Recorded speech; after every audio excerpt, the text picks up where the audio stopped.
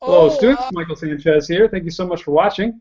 Today is the first day I've been back in Google Hangout in quite a while, since I think about 6 months ago. Everything's been going really great. I've been writing my book, Fiddle for Dummies, for the last 6 months. It's kind of why I haven't done as many classes. Book's almost done. It's going to be out in November 15, so it's going to be out in the stores. I should have it on my website. So I'm excited about that for you guys. It's got a lot of great content that is going to really help, not just with fiddle, but also for technique.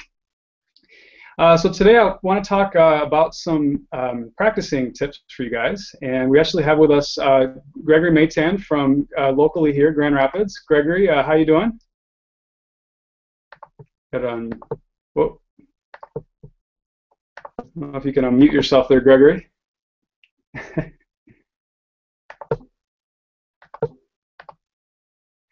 Hmm. So I'm new to the new to doing this. It's been a while. There's some new features here with Google Plus. I'm trying to unmute Gregory, but it's not working right now. So, but yeah, let me get the class kind of started a little bit. So, I wanted to give you guys some tips based on, if you guys are having some trouble knowing exactly what to do, how to practice.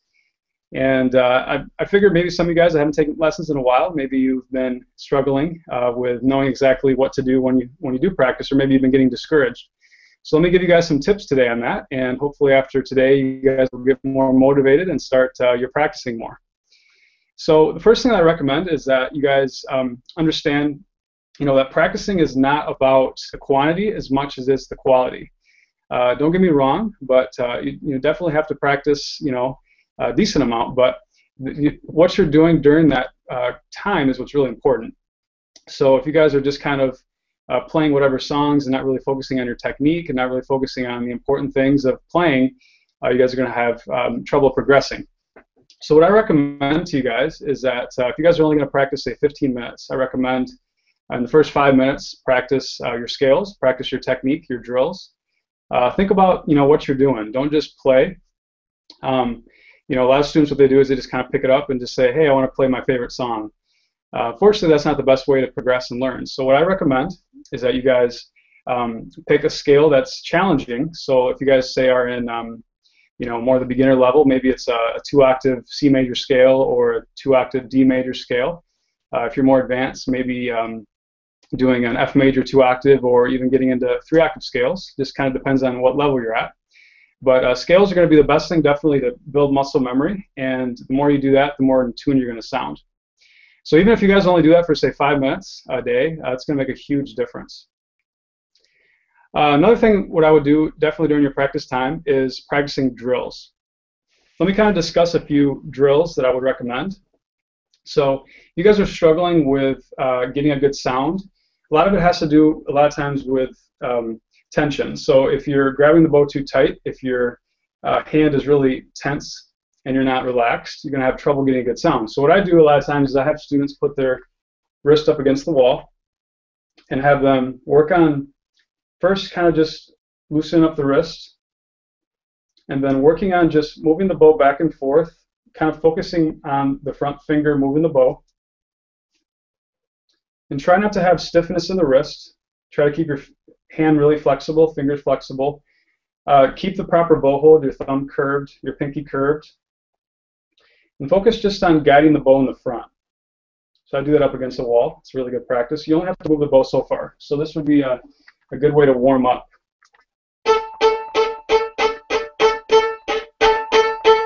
Focusing on using the front of the hand, keeping your hand very relaxed, wrist flexible. So that's what I would do. If you only have 5 minutes, say do a scale, do a drill. That's going to go a long way in helping you guys progress. The next thing I would do is focus on finding a song that's really easy and just trying to focus on technique in that song. So don't just pick like a really, really tough song, because you're going to have trouble focusing on doing things properly, like having your hand in the proper position, the left hand, having your bow grip proper. So it's really important that you just focus on trying to have an easy song where you can think about what you're doing. So even if it's Mary Had a Little Lamb, you guys could work on exactly what you're doing during Mary Had a Little Lamb, even though it sounds silly if you guys are more advanced. But basically, you're going to be able to, start to develop some of the things that you're doing with the drills and the scales, kind of implement it into Mirror Had a Little Lamb or any basic song. It all depends on what level you're at. So if you're more advanced, obviously do a more advanced song, but something that seems easy to you. As you progress through your practice session, I suggest kind of building more difficult music, starting to get into more difficult key signatures, different songs that are challenging to you, and think less about how technical you're playing.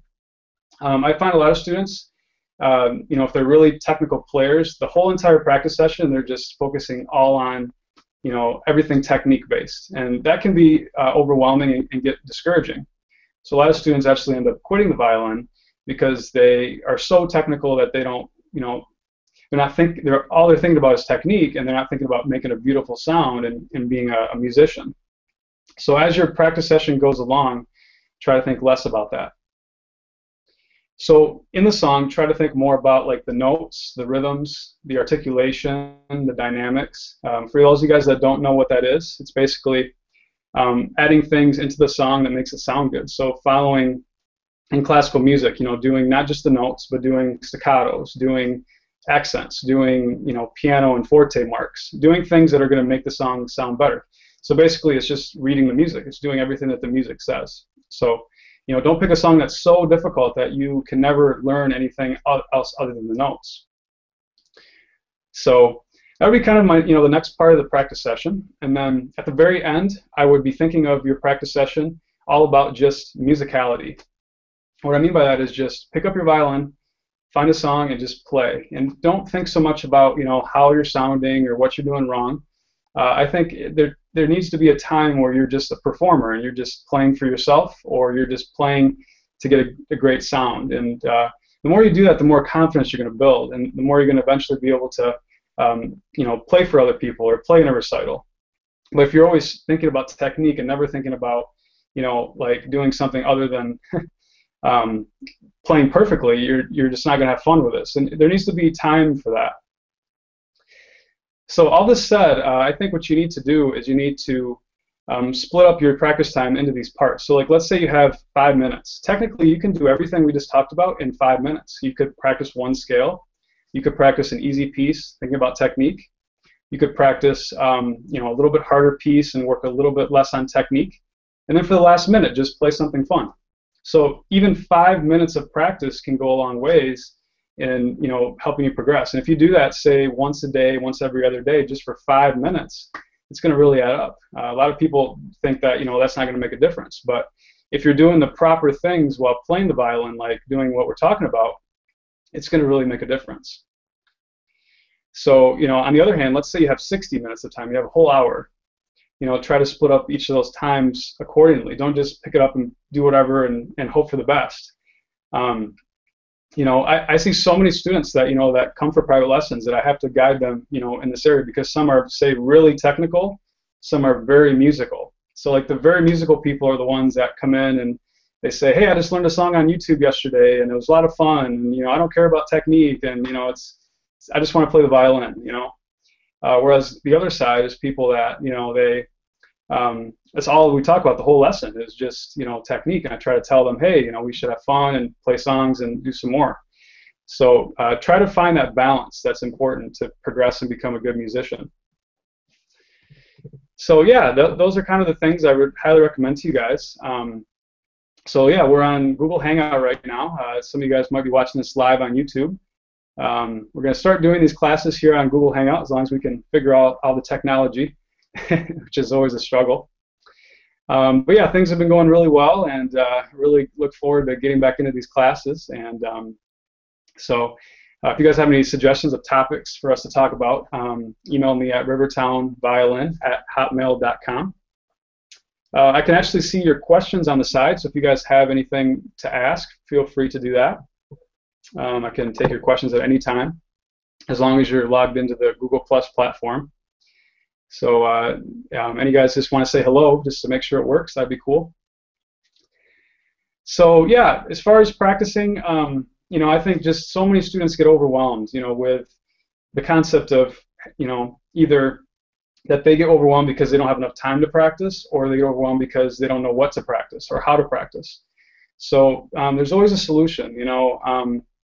It's a marathon. It's not a sprint. You have to focus on, you know, looking at it in the long haul, in the grand scheme. It's not just a day-to-day thing. It takes time to develop skill. I mean, think about how long time it took you to learn, a skill that you're really good at. It's not something, if I was to come to you and say, hey, I want to do what you're doing perfectly, it wouldn't happen. It takes time. So the best thing you can do is just know that quality practice is what's key. So if you just take 5 minutes of practice here and there, it really adds up. Students that do private lessons, half hour a week, that really adds up. Even if you don't practice at all, if you just do private lessons, that time adds up. And typically during that time, hopefully you're doing the right things if you're with a professional teacher. But yeah, I mean, don't get me wrong as far as time. I mean, the more practice, the better. My grandfather practices 5 hours a day. I'm not exaggerating. He's retired, and my grandmother passed away about 5 years ago, and it's been his main hobby. So he loves it. He practices a lot and really enjoys it. So, but yeah, I mean, for him, he does the scales. He does everything it takes to sound good. I would say he's more on the technical side than on the music side. So you kind of have to have a balance, of that, but it works for him. So. But for those of you guys out there that are really busy, that you don't have a lot of time, just try to pick some time, like say right before dinner time, you're going to practice for 5 minutes. That really adds up. You don't have to just like take an hour time here and there. That's overwhelming. You're probably thinking, hey, I just don't have time for this, or it's too much for me. So try to just take it in small chunks. Designate 5 minutes, 10 minutes, before you go to bed. Before you get up in the morning, sometime where you think, hey, it's not a big deal if I just add in 5-10 minutes here or there. Technically, the more times you practice, the better. So if you were to practice 2 times a day for 5 minutes, that's better than practicing 10 minutes one time. It's because it's all just muscle memory. So I suggest to you guys just to take it in segments and focus on qualityness and not just the quantity. So I'm looking at some questions here on the side. Feel free to ask any questions anytime, guys. So Tracy says, how do you turn something that you can play the notes, but it just never seems to sound musical? What is the magic? That's a good question. I think it relates to just being musical, spending that time to create music. And I think playing for other people is really important. I actually have an entire chapter in my book that kind of talks about playing for others and just kind of getting out of your comfort zone and trying to do something that you're not used to. It can start with just playing for one person you're comfortable with, and then going into, say, your family, eventually maybe a recital. Even if you don't take private lessons, you could call your local instructor and that you don't take lessons from and say, hey, can I participate in your recital? There's just different things that you can do to build, that mentality of being a musician, because that's what you guys all are. All you guys that are in this class right now, you guys are all musicians. You're all performers. Although some of you guys would disagree, you would say, I'm not very good, or I don't sound good enough. But technically, you guys all are. You guys are all able to create beautiful sounds in the violin and play. And I think it's really important to understand that even though you're more beginner, you're just starting. Some of you, you guys can all play for somebody, and most people that hear violin sound even semi-good are going to be impressed, right? So try it out. It'll bring you out of a comfort zone, and it'll build your confidence. If you just kind of stay in your space all the time and never play for anybody else, you're not going to get any better. So some of my best, most successful students that I've seen progress over the years have been, performers. They want to play. They want to do the talent show. They want to play in recitals. They want to record a video of them playing. They want to. It's endless. Just do things violin related, other than just practice. Practice makes perfect, but performing also helps ability. So it's important to do both, and that's that whole musicality and technical practice. Great. Love some more questions if you guys are asking some here. Let's see. Andrea says, what do you suggest for a student that's feeling somewhat burnt out and overwhelmed with a concert in a couple days? Well, I assume that's a concert for violin, Andrea. So if you don't have nerves, you're not a musician. Everybody gets nerves. Everybody gets nervous. Certainly some more than others. But my advice to you is just preparation is important. You know, to practice before and to prepare your fingers and to feel confident going in is important. Not being prepared is going to make you more nervous. So practice as much as you can beforehand, and maybe play for some other people so that you kind of get it. Maybe not going from not playing for anybody to all of a sudden playing in front of a ton of people. You know, I would suggest maybe working your way up to that if you can. Great question. Amanda asks, when is a good time to move on to more advanced pieces when you're not getting private lessons and don't have that teacher to show you?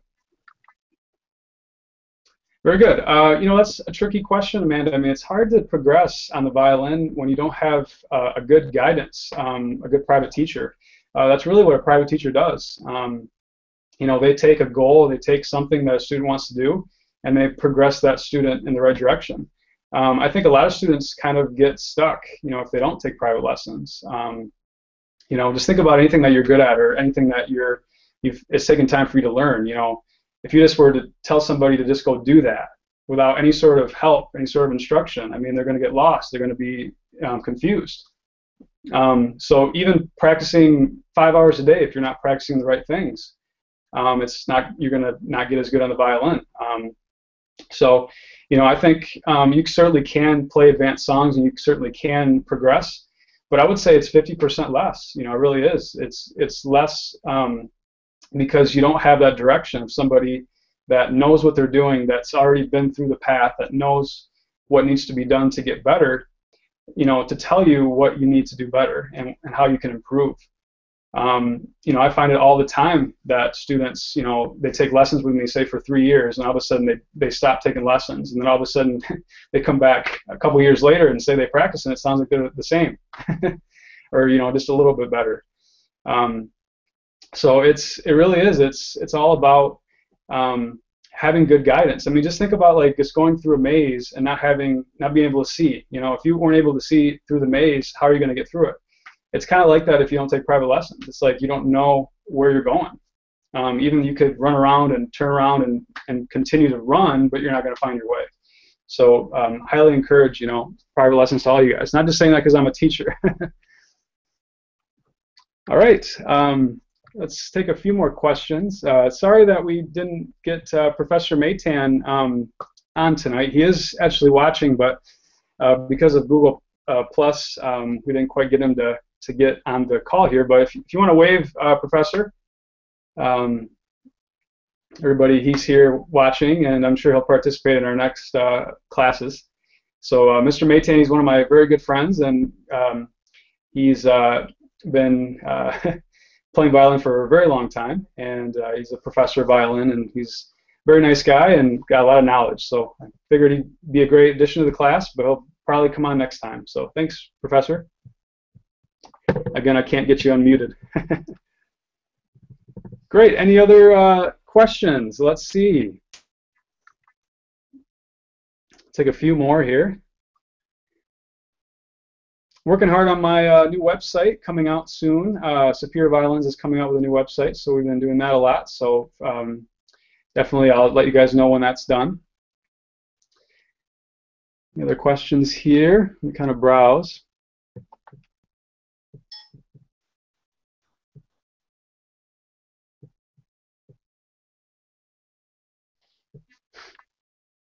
Students asking about like etudes and how to kind of implement that into your practice. So yeah, anything that has to do with practicing scales, practicing techniques.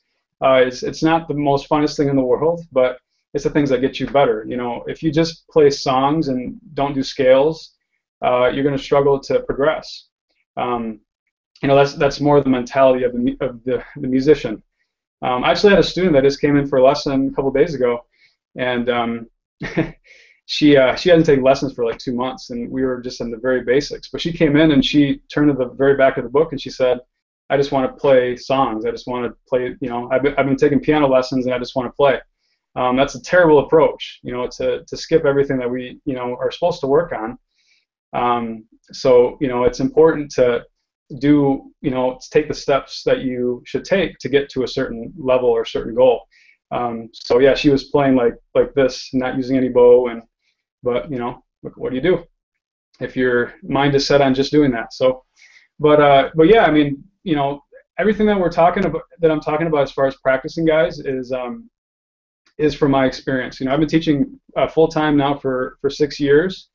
At one point I had 80 students that came weekly for lessons. I got pretty burned out at that point.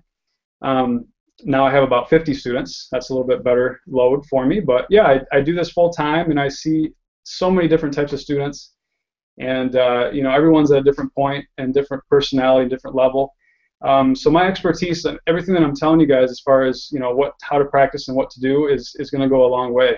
It's from experience of seeing others go through it.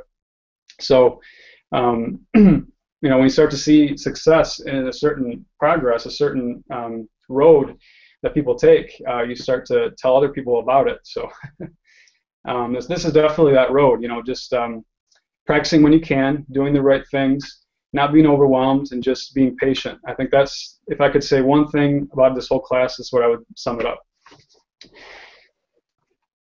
Thanks so much for watching. And we're probably going to hold another broadcast here soon, in the next week or so. We'll try to do once a week or so. I'll let you guys know. Working hard on finishing up the audio of the book, which is taking some time. Michael? Yeah, Henry, how you doing? Yeah, for some reason I don't have video. But what happened to Zoom? I thought you were going to use Zoom so we could get 25 in here. Yeah, well, you know, I just figured that we'd try this out because a lot of people have been asking about it, and it's kind of nice as far as the notifying people, and people have profiles, and so yeah, you know, I figured we'd try this out, see what happens. Back to this. It's nice because it posts right on YouTube right away. We'll see what happens. But yeah, I mean, people can watch. Like right now, we're live on air, so people can see me from YouTube. Maybe can't actually be here live, but yeah, so that's a nice capability. So, all right. Well, thanks so much for watching. I'm going to stop the broadcast. I think I'll still be able to see people that are in the class. Thanks so much for watching, and please email me if you have any questions. rivertownviolin@hotmail.com.